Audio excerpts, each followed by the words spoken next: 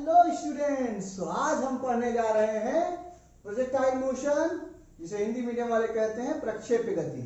ठीक है, तो सबसे पहले हम ये जानेंगे what is projectile motion. Projectile motion क्या है?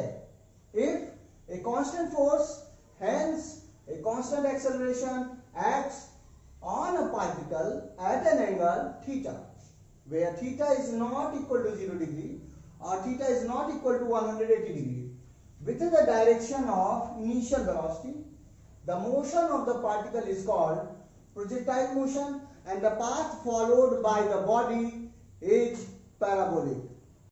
वह नोट कर लें। आइए समझते हैं इसमें क्या कहा जा रहा है। सपोज करो, सबसे आसान वाला प्रोजेक्टाइल मोशन बताता हूं, जो हमारा मोस्ट जनरल है।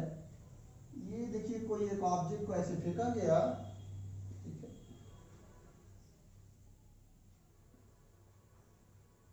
ठीक है, सपोज करो यहाँ ग्राउंड है, यहाँ से फेंका गया, इस तरह से ऐसे जा रहा है, तो यहाँ इसकी ये वेलोसिटी होगी v, ये वेलोसिटी है u, इनिशियल वेलोसिटी u से दिखा दिया, u है। ये एंगल होगा हॉरिजॉन्टल से, वो थीटा है। इस थीटा को हम कहते हैं, इस थीटा को हम कहते हैं angle of projection, angle of projection. u हमारा है, u हमारा है इनिशियल वेलोसिटी।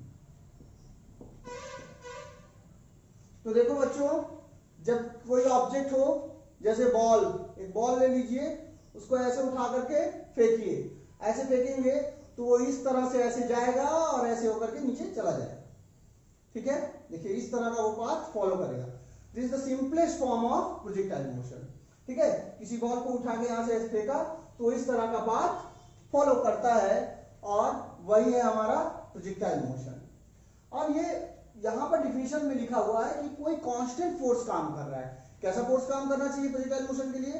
कांस्टेंट फोर्स काम करना चाहिए, यानी कि किसी ऑब्जेक्ट के ऊपर अगर कांस्टेंट फोर्स लगा हो या कांस्टेंट एक्सेलरेशन काम कर रहा हो, जबकि वह जो कांस्टेंट फोर्स या कांस्टेंट एक्सेलरेशन है वह u, जो इनिशियल वेलोसिटी है, उससे किसी एंगल थीटा पर लगा हो, जबकि वह थीटा जो है 0 डिग्री ना हो और 180 ना हो। देखिए बच्चों, ये बॉडी जब भी यहां से ऐसे मोशन करते हुए किसी भी जगह पर जाती है, किसी भी जगह पर रहेगी, तो उसके ऊपर हर वक्त क्या काम कर रहा है? उसका वेट mg डाउनवर्ड। ठीक है ना, उसका वेट mg डाउनवर्ड हर समय, ये हर समय पर ऐसे ऐसे उसका वेट mg डाउनवर्ड। तो हर समय उसका वेट काम कर रहा है mg डाउनवर्ड, और हॉरिजॉन्टल डायरेक्शन में कोई फोर्स नहीं काम कर रहा है, सिर्फ और सिर्फ वर्टिकल डायरेक्शन में काम कर रहा है, और वो जो फोर्स है वह है mg। तो अगर हम देखें तो फोर्स ऑन पार्टिकल और बॉडी वो कितना है? m into g, mass into acceleration due to gravity. And this theta should not be 0 degree. 0 degree मतलब देखिए, जैसे आपने इसको फेंका, यह फेंका, और ये वर्टिकल है, ये जो वेट है mg, जो इसका एक्सेलरेशन कांस्टेंट फोर्स या एक्सेलरेशन है वह ये है। इन दोनों के बीच का एंगल कहीं पर भी 0 डिग्री नहीं है, 0 डिग्री नहीं है। 0 डिग्री कब होता? जब सपोज कर लो यहां से ऐसे फेंकते और जी भी या mg भी ऐसे ही काम करता फोर्स, तो इस समय इन दोनों के बीच का एंगल 0 डिग्री हो जाता, थीटा इक्वल टू 0 डिग्री। या ऑब्जेक्ट को हम लोग ऊपर फेंक रहे हैं, कोई वस्तु है, कोई ऑब्जेक्ट है, उसको ऊपर फेंका, उसकी इनिशियल वेलोसिटी इधर होगी और उस पर हर समय वेट का ऐसे काम करेगा, उसका mg डाउनवर्ड। इस केस में थीटा इक्वल टू 180 डिग्री। तो ये दोनों केस अगर ना हो, ठीक है, ये दोनों केस अगर हम लोग ना लें, तो क्या होगा कि ऑब्जेक्ट का जो मोशन होगा वह कहलाएगा प्रोजेक्टाइल मोशन। ठीक है ना, तो एक बार फिर समझते हैं। किसी ऑब्जेक्ट को अगर हम लोग थीटा एंगल पर फेंकते हैं, जो इनिशियल वेलोसिटी से जो एंगल बना रहा फोर्स, ठीक है। तो किसी एंगल पर फेंकें जबकि थीटा 0 डिग्री और 180 डिग्री ना हो, तो ऐसी बॉडी पर जो कि जिसके ऊपर एक कांस्टेंट फोर्स, इस हमारे केस में यहां देख रहे हैं हमको कांस्टेंट फोर्स क्या लग रहा है, mg। हर बार बहुत सारे ऐसे प्रॉब्लम्स भी आएंगे, बहुत सारे ऐसे सिनेरियो होंगे जहां पर वेट mg नहीं लग रहा होगा बल्कि कुछ और भी फोर्स, जैसे इलेक्ट्रिकल फोर्स लग सकता है, मैग्नेटिक फोर्स लग सकता है, उसके अंदर भी कोई पार्टिकल पैराबोलिक पाथ पर जा सकता है, ठीक है ना। तो वो केस हम लोग आगे देख सकते हैं 11th 12th में, 12th क्लास 12th में देख सकते हैं, ठीक है। तो ये डिफिनीशन हो गया। और ये जो पाथ है ना, ये पैराबोलिक होता है। देखो बच्चों, इसमें और भी तरह के प्रोजेक्टाइल मोशन हो सकते हैं, जैसे मान लीजिए एक क्लिफ है, क्लिफ के ऊपर से कोई ऑब्जेक्ट को फेंका गया ऐसे, तो ये भी एक प्रोजेक्टाइल मोशन है, ठीक है ना। फिर सपोज कर लो यहाँ है, यहाँ से सीधा ऐसे फेंकने की जगह हम लोग ऐसे फेंकते हैं नीचे की तरफ, यहाँ पर ये भी इस तरह से एक प्रोजेक्टाइल मोशन होगा। सपोज कर लो यहाँ एक प्लेन है, ऐसे इंक्लाइन प्लेन है, यहाँ से किसी ऑब्जेक्ट को फेंकते हैं तो वो भी एक प्रोजेक्टाइल मोशन में जाएगा, ठीक है। ये एक प्लेन है, इंक्लाइन प्लेन है, इसमें भी ये प्रोजेक्टाइल मोशन वाला है कंडीशन। या एक प्लेन यहाँ ऐसे है, ठीक है, इस प्लेन के ऊपर से कोई ऑब्जेक्ट को फेंका, ठीक है, तो ये भी एक प्रोजेक्टाइल मोशन है। ये तमाम तरह के प्रोजेक्टाइल मोशंस होते हैं। तो इस तरह से these are the types of projectile motions. तो आइए देखते हैं इक्वेशंस, किस तरह से हम लोग प्रोजेक्टाइल मोशन का इक्वेशन निकालेंगे, ठीक है। अभी हम फाइंड करेंगे।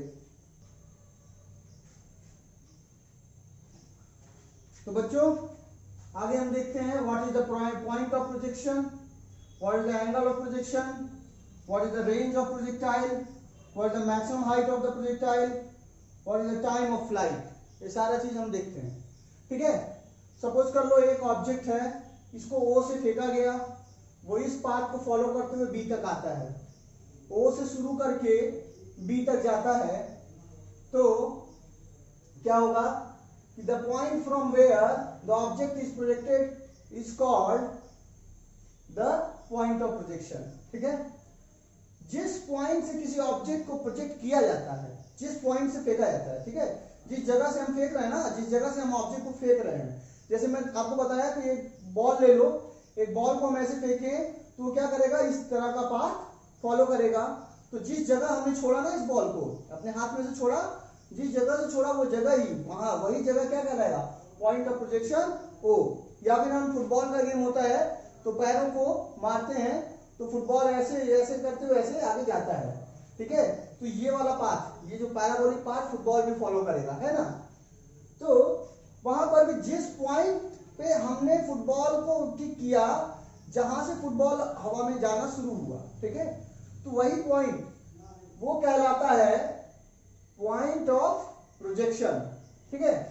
तो angle of projection, angle of projection क्या है, जिस एंगल पर किसी ऑब्जेक्ट को, जो हम ऑब्जेक्ट जो है कोई भी ऑब्जेक्ट उसको फेंक रहे हैं, तो जिस एंगल पर, वो हॉरिजॉन्टल से ले सकते हैं, ठीक है, सपोज कर लो हॉरिजॉन्टल से लिया, तो जिस एंगल पर हॉरिजॉन्टल से वो फेंका गया, वह एंगल, जिस एंगल पर फेंका गया, सपोज कर लो ये एंगल है और ये हॉरिजॉन्टल है, तो जिस एंगल पर, ये हॉरिजॉन्टल है और ये एंगल पर फेंका गया, तो जिस एंगल पर फेंका जाएगा, ये एंगल एक बन रहा है ना इन दोनों के बीच में, जिस एंगल पर फेंका जाएगा उस एंगल को कहेंगे एंगल ऑफ प्रोजेक्शन या angle of the projectile with the horizontal. Now what is the range, range क्या होता है, ये जब यहां से हम फेंके इसको, तो ये जितनी हॉरिजॉन्टल डिस्टेंस कवर कर रहा है, जो कि हमारे केस में क्या है OB, और रेंज ऑफ प्रोजेक्टाइल कहेंगे तो OB है, OB is the range of projectile.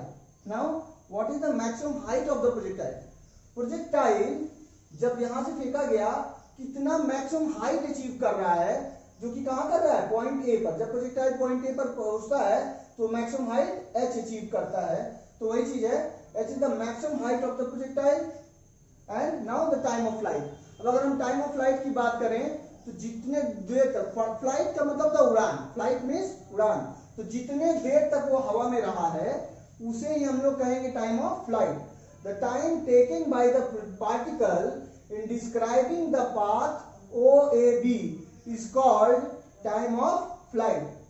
ये ओ ए बी तक, ओ से शुरू करके ए होते हुए बी तक जाने में जितना टाइम लगा होगा वही टाइम कहलाएगा हमारा टाइम ऑफ फ्लाइट। उसी टाइम को हम कहेंगे टाइम ऑफ फ्लाइट।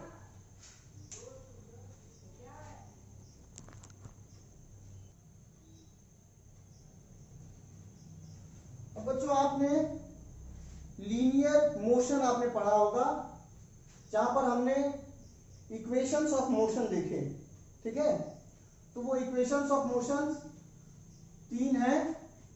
पहला है v equal to u plus a t, दूसरा है s equal to u t plus half a t square, और तीसरा है v square equal to u square plus 2as, ठीक है।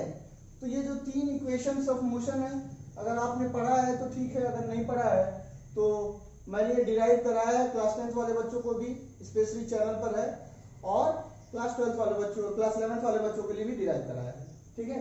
आप प्रीवियस लेक्चर्स फाइंड करिए वहां पर स्पेशली चैनल पे, वहां आप देख सकते हैं। खैर बहुत सारे बच्चों को मालूम हुआ ये 3 इक्वेशंस होती हैं, v equal to u plus a t, s is equal to u t plus half a t square, और v square equal to u square plus 2as। अब हम जान रहे हैं, हम अगर किसी ऑब्जेक्ट को ऐसे रिटाइल मोशन में भेज रहे हैं, थ्रो करते हैं, तो देखिएगा यहां से अगर उसे u वेलोसिटी से फेंके और एंगल ऑफ प्रोजेक्शन अगर थीटा है, तो ये वाला जो कंपोनेंट होगा, अगर आपने वेक्टर अच्छे से समझ में आती है आपको वेक्टर मोशन पे भी मेरा लेक्चर है, वो भी देख सकते हैं आप। तो u का हॉरिजॉन्टल डायरेक्शन में जो कंपोनेंट होगा वो ux कहलाएगा, और वर्टिकल डायरेक्शन में जो कंपोनेंट होगा वह uy कहलाएगा। तो हम जानते हैं क्योंकि u हॉरिजॉन्टल से थीटा एंगल बना रहा है, इसलिए ux equal to u cos theta और uy equal to u sin theta.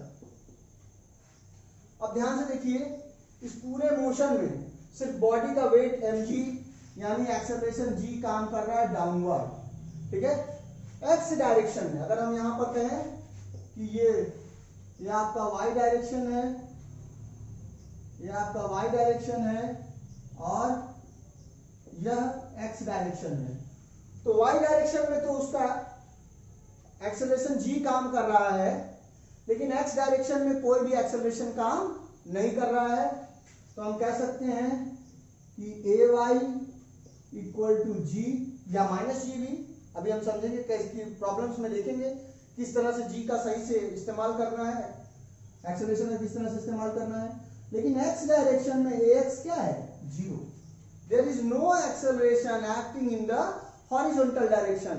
Horizontal direction में कोई भी एक्सेलरेशन काम नहीं कर रहा है। इसका मतलब हो गया यह जो वेलोसिटी है ux वाली, ux हो जाएगी constant. This velocity ux is constant during the flight of the projectile.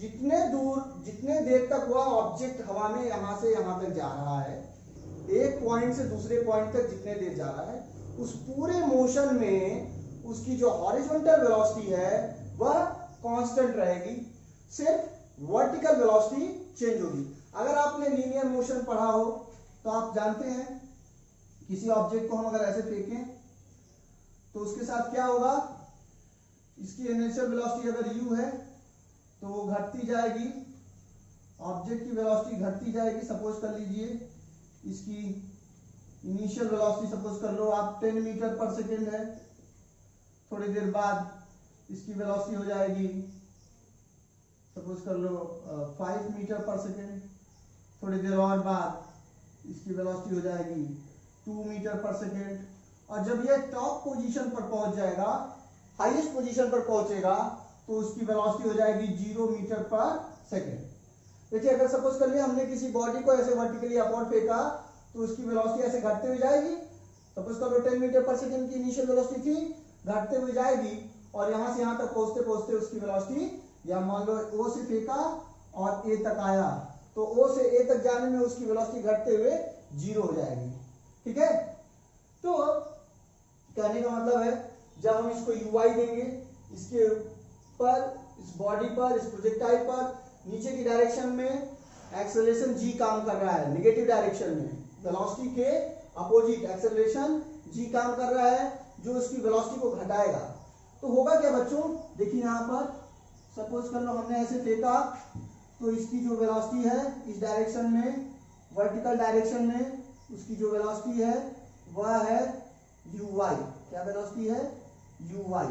ठीक है, हम ध्यान से देखें, ये थोड़ा आगे जाएगा, इसकी वेलोसिटी क्या हो जाएगी? थोड़ी कम हो जाएगी, कुछ सपोज कर लीजिए v1 हो गई या v1y।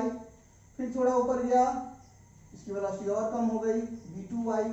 और इस तरह से जब यहां पर टॉप मोस्ट पोजीशन पर पहुंचेगा तो उसकी वर्टिकल वेलोसिटी हो जाएगी vy इक्वल टू 0।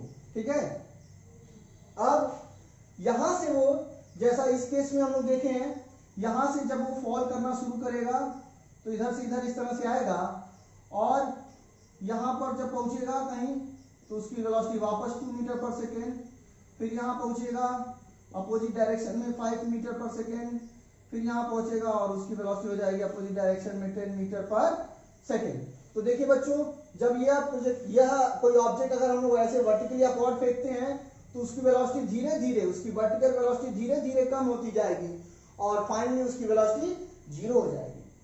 तो उस समय वेलोसिटी अपवर्ड और एक्सेलरेशन जी डाउनवर्ड काम करती है। जब यह नीचे आना शुरू होगा तो उसकी वेलोसिटी भी इधर होगी और वेलोसिटी भी इधर होगी और एक्सेलरेशन भी एक ही डायरेक्शन में होगा। तो देखिएगा, हम लोग प्रॉब्लम्स में जब वाई डायरेक्शन वाले प्रॉब्लम्स में जब वेलोसिटी निकाल रहे होंगे तो यहाँ जी को माइनस के रूप में इस्तेमाल कर सकते हैं, और यहाँ चूंकि वेलोसिटी और यहाँ पर वेलोसिटी इधर ऊपर और एक्सेलरेशन नीचे, तो ये v को पॉजिटिव लेकर के और g को निगेटिव लेके सॉल्व करेंगे। और जब यहाँ पर इस तरह से काम करेगा तो वेलोसिटी और एक्सेलरेशन ड्यू टू ग्रेविटी दोनों ही एक ही डायरेक्शन में काम करेंगे, तो v भी पॉजिटिव और g भी पॉजिटिव। ठीक है, कैसे उपयोग करना है हम लोग प्रॉब्लम्स में देखेंगे। खैर आगे बढ़ते, इसी तरह से जब यह वेलोसिटी, जब यह बॉडी डाउनवर्ड आना, यहाँ पर वर्टिकल वेलोसिटी 0 हो गया है। अब देखिए, अब ये इसकी वेलोसिटी क्या होगी, यहाँ पर बढ़ेगी, थोड़ी बढ़ी, फिर थोड़ा और बढ़ेगी, फिर यहाँ फाइनली ज्यादा हो जाएगी वेलोसिटी। तो यहां से यहां तक उसका रिटार्डिंग मोशन, और अगर हम लोग y कंपोनेंट के बारे में सोचें तो यहां से यहां तक उसका रिटार्डिंग मोशन, इसको O कह दें, इसको A कह दें और इसको B कह दूं मैं, तो O से लेकर A तक retarding motion for Vy O to A, retarding motion and for Vy A to B it is accelerated motion। ठीक है, इस तरह से मोशन होगा। ठीक है ना, और आप कहोगे कि इसका Vy तो भाई घटता गया और यहां पर फाइनली A पर आकर के उसकी वर्टिकल वेलोसिटी 0 हो जाती है, और इसी तरह से यहां पर ये बढ़ता गया और यह अभी तक इसकी वेलोसिटी बढ़ती है। तो हॉरिजॉन्टल वेलोसिटी का क्या होगा? हॉरिजॉन्टल वेलोसिटी का ये होगा, क्योंकि उस पर कोई भी एक्सेलरेशन काम नहीं कर रहा, सॉरी यहाँ पर ax इक्वल टू 0 लिखना चाहिए और यहाँ पर ay इक्वल टू g। ठीक है, तो इस डायरेक्शन में यहाँ ux है, यहां पर भी ux होगा, यहां पर भी उसकी हॉरिजॉन्टल वेलोसिटी ux ही होगी, यहां पर भी हॉरिजॉन्टल वेलोसिटी ux होगी, यहां पर भी हॉरिजॉन्टल वेलोसिटी ux, यहां पर भी हॉरिजॉन्टल वेलोसिटी ux और यहां पर भी हॉरिजॉन्टल वेलोसिटी ux ही होगी। तो बच्चों, पूरे प्रोजेक्टाइल मोशन में उसकी हॉरिजॉन्टल वेलोसिटी चेंज नहीं होती, इस बात का ख्याल रखना है। और अगर यूनिफॉर्म वेलोसिटी से कोई मोशन हो रहा होता है तो उस समय डिस्टेंस का जो फार्मूला लगता है वह लगता है distance is equal to speed into time. ठीक है, तो इसको अगर नोट करना चाहिए आप तो पॉज करके इसको नोट कर लीजिए। खैर, अब हम लोग क्या करेंगे इसके बाद, यहां पर जो ये 3 इक्वेशंस ऑफ मोशन है ना, एक बार हम और लिख लेते हैं। v equal to u plus a t, s is equal to u t plus half a t square, और v square is equal to u square plus 2as। ठीक है, एक बार हम इस फार्मूले का इस्तेमाल करेंगे इन x डायरेक्शन, और एक बार इसी फार्मूले का इस्तेमाल करेंगे इन y डायरेक्शन। ठीक है, तो जब यहाँ ये vx होगा तो यहाँ ux होगा, यहाँ पर ax होगा। जब यहाँ sx होगा तो यहाँ ux ax। जब यहाँ vx ux ax। जब यहाँ vy लेंगे तो uy ay,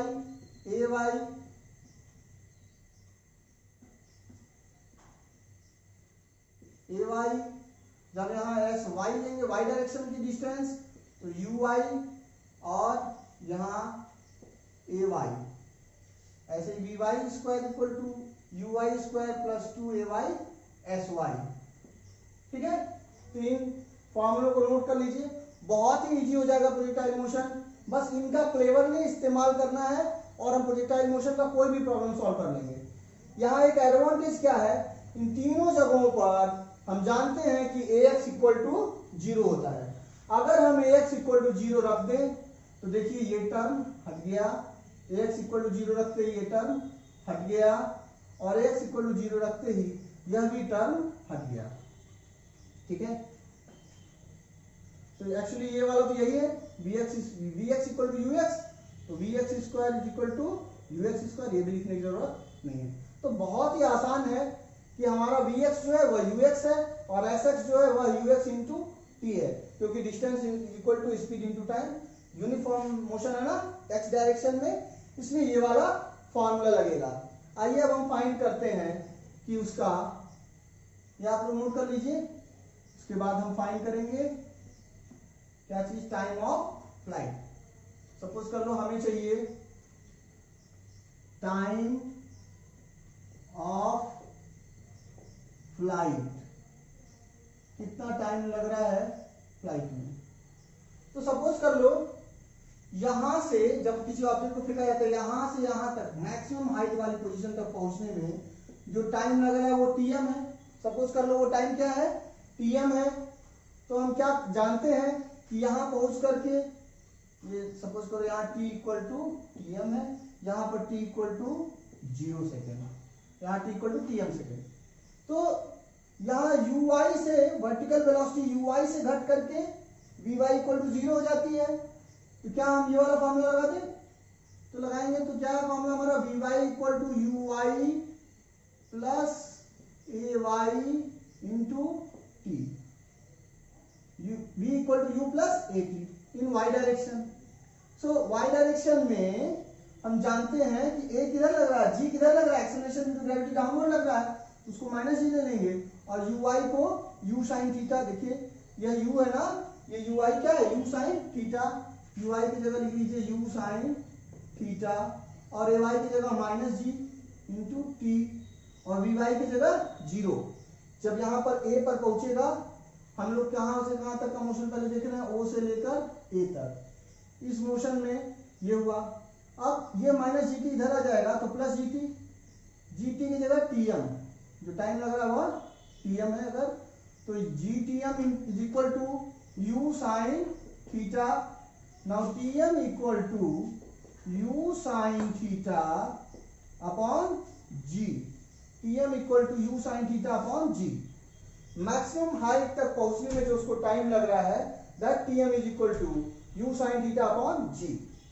अब देखिए बच्चों, यहां से यहां तक जितना टाइम लगेगा वेलोसिटी को uy से होकर घटते घटते 0 होने में, उतना ही टाइम वापस इसको लगेगा vy इक्वल टू 0 से यह uy होने में। ठीक है, तो ये हाफ जर्नी है, यह उसकी हाफ जर्नी है। तो आधा टाइम यहां से यहां तक में, और आधा टाइम यहां से यहां तक में। हाफ टाइम में ये यहां O से लेकर A तक पहुंचेगा, और हाफ टाइम में ये A से लेकर B तक पहुंचेगा। तो क्या हम कह सकते हैं कि क्या हम कह सकते हैं कि time of flight capital T equal to 2Tm, capital T equal to 2Tm। तो हम ये बोल सकते हैं 2 इंटू यू, Tm की वैल्यू है u sine theta upon g। तो टाइम ऑफ फ्लाइट का फॉर्मूला आ गया T equal to u sine theta upon g। Very easy ना बच्चों, बहुत आसान। जिसको नहीं समझ में आया हो एक बार फिर देखिए। यह वेलोसिटी जो उसकी वर्टिकल वेलोसिटी वो घटती जाएगी घटती जाएगी। क्यों घटेगी? क्योंकि जो एक्सेलरेशन g है वो कैसे काम कर रहा है? वेलोसिटी के अपोजिट। वेलोसिटी ऐसे है, एक्सेलरेशन ड्यू टू ग्रेविटी उसके अपोजिट है, इसलिए यह uy घटता जाएगा घटता जाएगा घटता जाएगा और फाइनली यहां जब a पर पहुंचेगा तो उसकी वर्टिकल वेलोसिटी 0 हो जाएगी। तो वो वही फंडा हमने लगाया, पहला इक्वेशन ऑफ मोशन यूज किया, uy equal to vy equal to uy plus ay into t। यहां पर क्वेश्चन में vy क्या हो जाएगा? 0 और uy है u साइन थीटा, uy है u साइन थीटा, तो uy की जगह u साइन थीटा लिख लिया। अब एक्सेलरेशन g डाउनवर्ड काम कर रहा है ना वेलोसिटी के अपोजिट, इसलिए हम लोग ले लेंगे a की जगह माइनस g और t की जगह ले लेंगे tm। यहां से यहां तक आने में जो टाइम लग रहा है सपोज कर लिया वो tm है, तो g इंटू tm। अब ये माइनस जी tm इधर आएगा, इसको सॉल्व करेंगे तो tm equal to u sine theta upon g। अब यहां से यहां तक आने में अगर tm टाइम लगा है तो यहां से यहां तक जाने में भी तो tm टाइम लगेगा। तो टोटल टाइम ऑफ फ्लाइट क्या हो जाएगा? यहाँ O से लेकर के यहाँ O से लेकर के B तक आने में A बाया A, O से A होते हुए B तक जाने में जो टाइम लगेगा टाइम ऑफ फ्लाइट होगा, and that time of flight is T equal to 2Tm। So T equal to 2u sine theta upon g। यह बन गया आपका, ये फाइंड हो गया हम लोग का टाइम ऑफ फ्लाइट। आप लोग नोट कर लीजिएगा, ठीक है। अगला चीज हमें अगर निकालना हो range of projectile, range of projectile. Suppose कर लीजिए हमें रेंज ऑफ प्रोजेक्टाइल फाइंड करना है, तो बहुत आसान। हम लोग अभी थोड़ी देर पहले पढ़े हैं कि in horizontal direction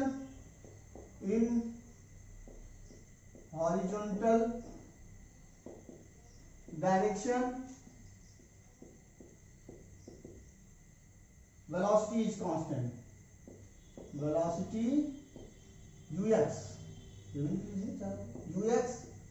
is constant, velocity ux is constant। तो उस समय फॉर्मूला रहेगा डिस्टेंस इक्वल टू वेलोसिटी या स्पीड, जो चाहे वो लिख लीजिए, वेलोसिटी या स्पीड, स्पीड इनटू टाइम। तो यहां से यहां तक का टाइम कितना है? Capital T, speed into time of flight, time of flight. क्या ये डिस्टेंस हमें जो मिलेगी वो OB मिलेगी? OB इक्वल टू स्पीड कितना है? ux और टाइम कितना लग रहा है? Capital T। ux की वैल्यू है u cos theta, u cos theta into t की वैल्यू है 2u sin theta upon g।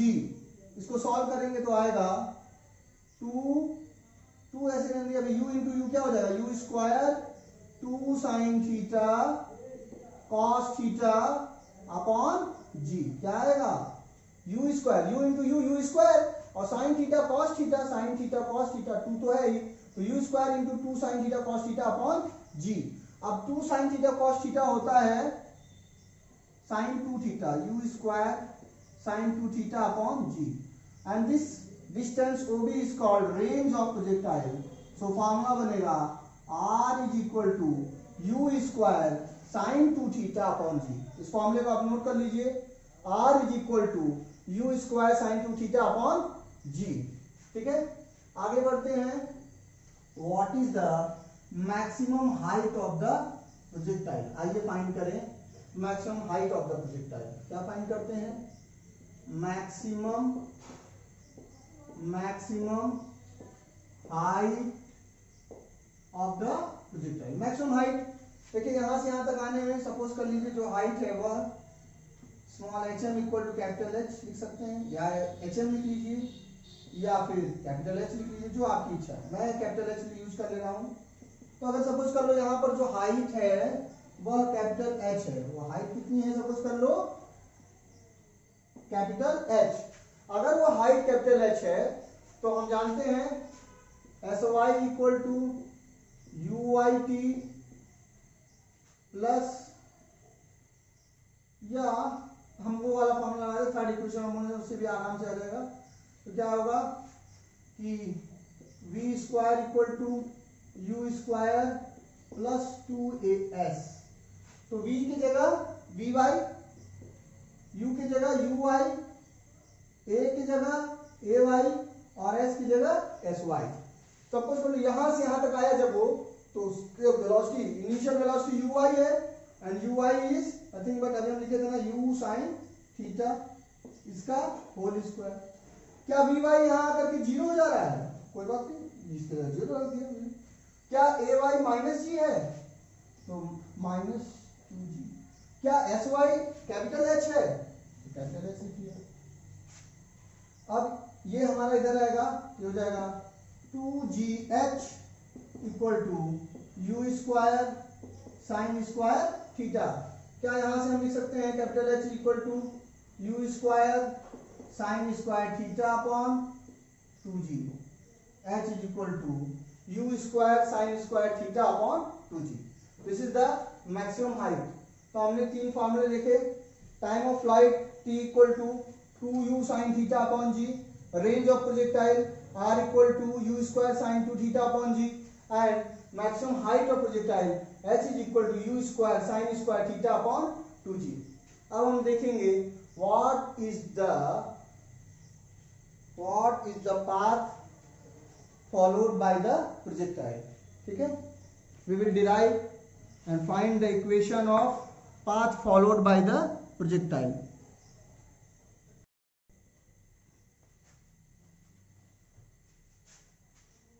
तो बच्चों हमें प्रूव करना है, prove that the path of the projectile is parabolic. हमें प्रूव करना है कि प्रोजेक्टाइल का जो पाथ होता है वह पैराबोलिक होता है। तो देखिए हॉरिजॉन्टल डायरेक्शन में हम देखें तो vx is equal to ux, क्योंकि ax इक्वल टू 0 है, v equal to u plus at देखें तो vx इक्वल टू ux आएगा। इसका मतलब जो उसका हॉरिजॉन्टल मोशन है वो कांस्टेंट वेलोसिटी के साथ हो रहा है। अगर कांस्टेंट वेलोसिटी के साथ कोई मोशन होता है तो उस समय हम कहते हैं distance is equal to speed into time. तो distance x is equal to speed u, क्या है हॉरिजॉन्टल डायरेक्शन में जो स्पीड है वो ux equal to u cos theta है। तो distance x is equal to u cos theta into time t। सपोज कर लो एक ऑब्जेक्ट है जिसको O से प्रोजेक्ट किया गया है और ये इस तरह से प्रोजेक्टाइल मोशन को फॉलो कर रहा है। तो time t equal to t पर जो इसका x कंपोनेंट है वो x है और जो इसका y कोऑर्डिनेट, जो इसका x कोऑर्डिनेट है वो x है और जिसका y कोऑर्डिनेट वो y है। तो यानी यह पॉइंट कहां पहुंचा हुआ है, यह पार्टिकल पहुंचा है x, y पर। ठीक है, तो x इज इक्वल टू हो जाएगा यहां से यहां तक जो चली हुई दूरी है, जो डिस्टेंस है वो कितना चल रहा है, वो x चल रहा है। तो distance is equal to speed into time, यानी x is equal to u cos theta into t। ठीक है, तो यहां से हम t निकाल सकते हैं, t equal to x upon u cos theta.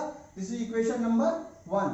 Now in vertical direction अगर हम फॉर्मूला लगाएं sy equal to uy t plus half ay t square, तो हम देखेंगे sy की जगह y रख देंगे, sy की जगह y equal to u sin theta into t की जगह x upon u cos theta plus half ay की जगह माइनस g और t स्क्वायर, t की वैल्यू है x upon u cos theta का होल स्क्वायर हो जाएगा यहाँ पर।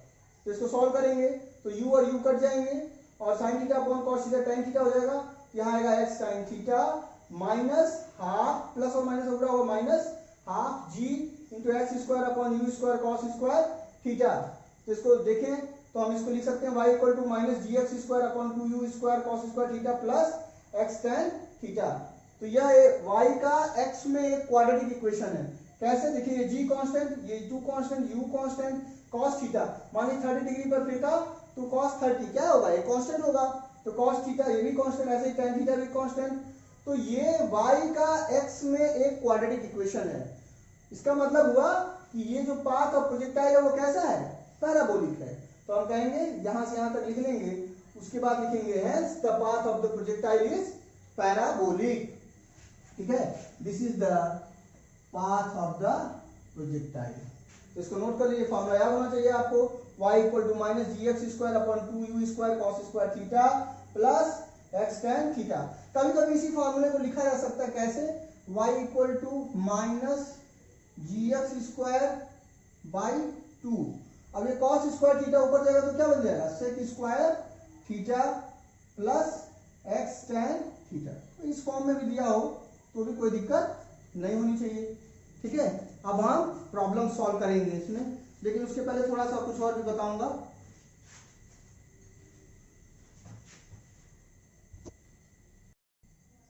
आइए बच्चों, अब हम लोग प्रॉब्लम सॉल्व करेंगे। देखिए दो प्रॉब्लम्स हैं हमारे पास। पहली प्रॉब्लम है, for a given value of u the range at alpha and 90 minus alpha are same. कहने का मतलब ये कहा जा रहा है कि अगर हम किसी प्रोजेक्टाइल को अल्फा एंगल पर फेंकें या 90 माइनस अल्फा एंगल पर फेंकें तो दोनों से जो रेंज हमें मिलेगी वो रेंज सेम आनी चाहिए। चेक करते हैं। सपोज कर लो जब हम अल्फा से फेंकते हैं तो रेंज आर है, और जब हम 90 माइनस अल्फा से फेंकते हैं तो रेंज आर डैश। और चेक करें फार्मूला क्या है हमारा, R equal to u square sine 2 alpha upon g, ठीक है। तो आर हो गया। आइए देखते हैं आर डैश कितना होगा। तो r dash equal to u square sine 2 alpha की जगह कितना हमें रखना है 90 माइनस अल्फा अपॉन जी। तो देखिए ये आएगा आपका यू स्क्वायर साइन 2 अंदर जाएगा तो 90 into 2 180 minus 2 alpha upon g. अब हमें पता है कि sine 180 minus theta equal to sine theta, यानी कि ये sine 180 minus 2 alpha equal to sine 2 alpha. तो u square sine 2 alpha upon g. This signify ये आर स्क्वायर, देखिए आर भी उतना ही है u square sine 2 alpha upon g, और आर डैश भी उतना ही आया u square sine 2 alpha upon g. इसका मतलब हुआ कि R dash is equal to R. यही हमें प्रूव करना था कि रेंज आर सेम। दूसरा क्वेश्चन है, find the angle of projection of a projectile for which horizontal range and maximum height are equal. आइए देखते हैं। हॉरिजॉन्टल रेंज का फॉर्मूला होता है R is equal to u square sine 2 alpha upon g, और H की value होती है u square sine square alpha upon 2g। अब अगर ये दोनों इक्वल हैं, if are equal to H, अगर ऐसा है तो u square sine 2 alpha upon g this is equal to u square sine square alpha upon 2g। जी से जी कैंसल, यू स्क्वायर से यू स्क्वायर कैंसल, यहां से मिलेगा हमें साइन 2 अल्फा। साइन 2 अल्फा को लिख सकते हैं 2 sine alpha into cos alpha is equal to sine square alpha upon 2, ठीक है। यहाँ पे 2 बचा था ना, अब एक साइन अल्फा से कैंसिल हो जाएगा। इसका मतलब है कि 2 cos alpha equal to sine alpha upon 2। ये 2 इधर लाइए तो 2 2 जा 4 हो जाएगा। इसका मतलब हुआ कि 4 is equal to sine alpha upon cos alpha. लेकिन sine alpha upon cos alpha क्या होता है, tan अल्फा।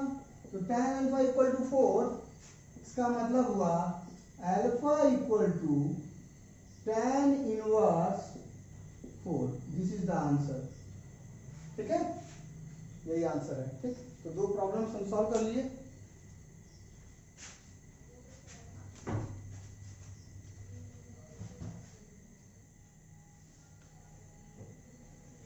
तो बच्चों अगला प्रॉब्लम देखते हैं। एक और प्रॉब्लम है कि a particle is projected with a velocity of 40 meter per second making an angle of 60 degree with the horizontal। तो उसका टाइम ऑफ फ्लाइट फाइंड करना है, रेंज फाइंड करना है, और मैक्सिमम हाइट फाइंड करना है। तो वेरी इजी प्रॉब्लम। तो टी का फॉर्मूला होता है T equal to 2u sine theta upon G. तो 2 इंटू यू की वैल्यू 40, साइन थीटा की वैल्यू 60 अपॉन जी। जी की वैल्यू सपोज कर लीजिए क्वेश्चन में दिया है जी इक्वल टू 10 मीटर पर सेकेंड स्क्वायर। जी की वैल्यू 10, तो 10 4 जा 40, यहाँ आ जाएगा 2 4 जा 8 साइन 60, इसका मतलब 8 into √3/2 that is equal to 4√3 second. This is time of flight. Now range r equal to u square sin 2 theta upon g। तो u स्क्वायर यानी 40 का square into sine 2 theta 2 into 60, 2 into 60, theta की value 60 है ना, तो sign 2 into 60 120, sign 120 upon G. G की value 10, तो हो जाएगा आपका 40 इंटू 40। अब साइन 120 की वैल्यू भी साइन 60 ही होती है, तो इंटू √3/2 अपॉन में 10 है, तो 10 4 जा 40 और 2 2 जा 4, 42 जा 80 √3 metre is the horizontal range. Now maximum height h is equal to u square sine square theta upon 2g। तो u स्क्वायर यानी 40 का स्क्वायर इंटू साइन 60 का स्क्वायर अपॉन 2 इंटू 10, तो 40 इंटू 40 और साइन 60 होता है √3/2, उसका स्क्वायर करेंगे तो √3 का स्क्वायर 3 और √3/2, 2 का स्क्वायर 4 और नीचे में पहले से है 2 इंटू 10 डिनोमिनेटर में, तो 4 10 जा 40, 10 से 10 कैंसिल, 2 से 20 टाइम्स, तो आ गया 23 जा 60 मीटर। ठीक है, this is one of the easiest problem of projectile motion.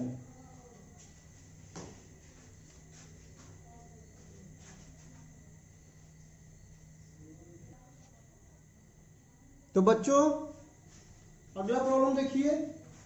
इस प्रॉब्लम में कहा जा रहा है कि एक एरोप्लेन है जो कि हॉरिजॉन्टल डायरेक्शन में उड़ रहा है with a velocity of 600 kilometre per hour. उसकी हॉरिजॉन्टल वेलोसिटी है 600 kilometre per hour at a height of 1960 metre, यानी वह ग्राउंड से 1960 मीटर की हाइट पर उड़ रहा है और उसकी हॉरिजॉन्टल वेलोसिटी है उस समय 600 किलोमीटर पर आवर।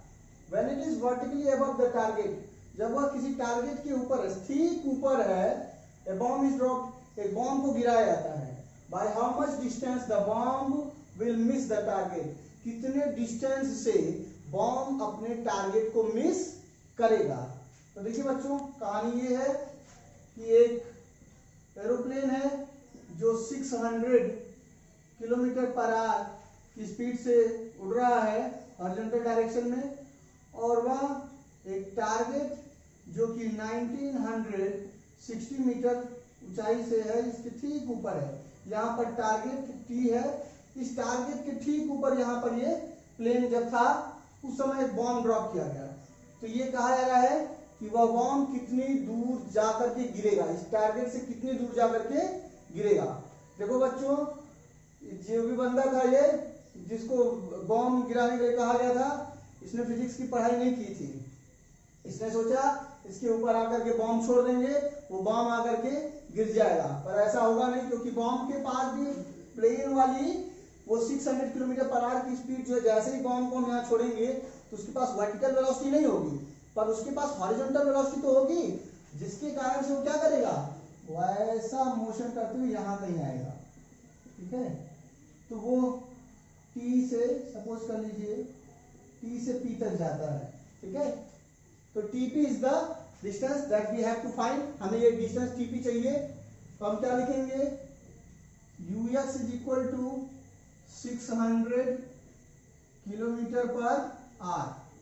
ठीक है, और u i equal to 0 metre पर सेकेंड। इस किलोमीटर पर आवर को मीटर पर सेकेंड में कन्वर्ट करने के लिए 5/18 से मल्टीप्लाई कर देंगे। तो 5/18 से मल्टीप्लाई कर दीजिए, इतना मीटर पर सेकेंड। तो देखिए 6 3 जा 18 और 6 से 100 टाइम्स आएगा, तो ये आएगा 500/3 मीटर पर सेकेंड। ये इसकी वेलोसिटी है यूएक्स। और यूआई, क्योंकि इस बॉम्ब को ड्रॉप किया गया ना, तो ड्रॉप करने का मतलब है छोड़ दिया गया, तो यूआई कितना होगा 0 मीटर पर सेकेंड। और एच जो हाइट उसकी मैक्सिमम हाइट, ये एच कितना है उसका, h is equal to 1960 metre. तो क्या हम जानते हैं कि हम लगा सकते हैं कि s y equal to u i t plus half a y t square. S y की जगह एच है, यानी 1960 is equal to u i कितना 0, initial velocity 0 plus half g into t square. यहां से आएगा half g t square is equal to 1960। यहां ध्यान से देखें तो t square is equal to 2 into 1960 upon g. Now this ji is 9.8, तो 2 इंटू 1960 अपॉन 9.8। तो 9.8 में 10 से मल्टीप्लाई कर देंगे तो ये 98 हो जाएगा, और ऊपर में भी 10 से मल्टीप्लाई कर देंगे तो 98 से कितने बार जाएगा ये 2 टाइम्स। 98 2 जा 196, तो 20 टाइम्स जाएगा ये, तो 2 into 20 40, 40 into 10 400। T square is equal to 400। यहां से मिलेगा टी इक्वल टू 20 सेकेंड, यानी वो 20 सेकेंड में यहां से सपोज कर लीजिए यहां पर कोई पॉइंट था ए, अगर सपोज करो ए पर जब था वो बम गिराया गया था, तो ए से बम ड्रॉप करने के बाद 20 सेकेंड में वह पी पर पहुंच जाएगा। ठीक है, उसे हिट क्या करना था टारगेट पर, वो जाके कहां गिरा है पी पर। ठीक है, टी इक्वल टू 20 सेकेंड। तो हमें ये टीपी चाहिए ना, तो टीपी इक्वल टू क्या होगा, distance is equal to speed into time. तो speed is u x into time T. तो यूएक्स कितना है 500/3, 500/3, और टाइम कितना लग रहा है 20 सेकेंड। तो ये हो जाएगा 500 इंटू 20 करेंगे तो आएगा 10,000/3। तो ये सॉल्व करेंगे तो आएगा 3 3 जा 3.33 मीटर। ठीक है, 3333.33 मीटर। अब अगर इसको किलोमीटर में बदलते तो कितना लिखते, 3.1000 से डिवाइड कर देंगे, 3.33 किलोमीटर। ठीक है, इतने डिस्टेंस से वह टारगेट को मिस कर देगा। एक बार फिर समझिए, क्वेश्चन में हमें दिया हुआ था कि एक एरोप्लेन है जो 600 किलोमीटर पर आवर की स्पीड से उड़ रहा था। वह जब हाइट 1960 मीटर थी, तो उसने अपने उसके नीचे, ठीक नीचे उसके एक टारगेट था जिस पर उसे बम गिराना था, पर उसे ये नहीं पता था कि बम जब गिराया जाएगा तो वो हॉरिजॉन्टल डिस्टेंस ट्रेवल करेगा, क्योंकि उस बम की एक हॉरिजॉन्टल वेलोसिटी होगी और वह उतनी ही होगी जितनी कि उस एरोप्लेन की थी। तो वो कितनी थी 600 किलोमीटर पर आवर। तो हम देखेंगे कि UX is equal to 600 kilometre per hour, उसको सॉल्व करेंगे तो वो आएगा 500/3 मीटर पर सेकेंड। नाउ क्योंकि उस बम को ड्रॉप किया गया, इसलिए उसकी इनिशियल वेलोसिटी वर्टिकल वेलोसिटी होगी 0 मीटर पर सेकेंड। उसकी हाइट है 1960 मीटर, तो हम फॉर्मूला लगा लेंगे, तो अब टी निकाल के लाएंगे 20 second, t equal to 20 second. Now this distance TP is equal to distance is equal to speed into time, क्योंकि हॉरिजॉन्टल डायरेक्शन में कोई भी एक्सेलरेशन काम नहीं करता है, इसलिए TP equal to 500/3 into 20। Solve करेंगे तो आएगा 3.33 किलोमीटर। तो by how much distance the bomb miss the target, हम कहेंगे the bomb will miss the target by 3.33 kilometre. Okay.